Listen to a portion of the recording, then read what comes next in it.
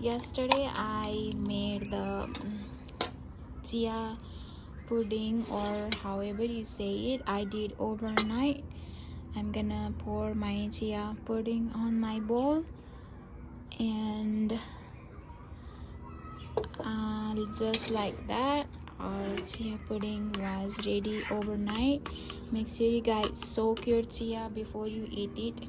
It's not healthy to eat your chia without soaking it. Okay, now I'm gonna add my fruits.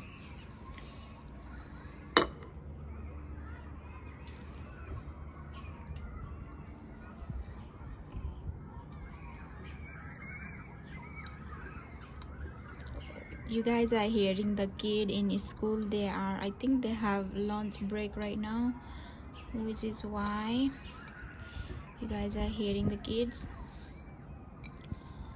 I am outside making this video because my dad decided to change the light in the kitchen, and it looks like a yellow, like it looks like I'm wearing yellow sunglasses. It completely looks like a yellow thing.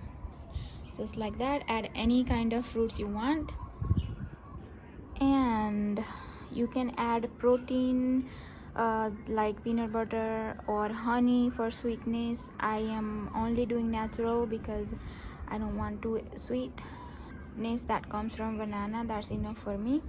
And I'm gonna add some coconut flakes.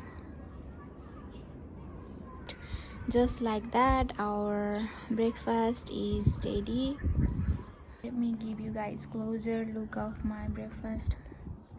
I can't wait to eat this because I am not feeling good.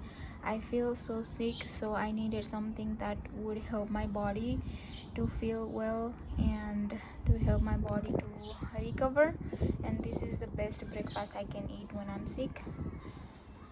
So if you guys enjoyed watching this video, make sure you guys give a thumbs up and comment down below if you like chia pudding or if you will try this recipe.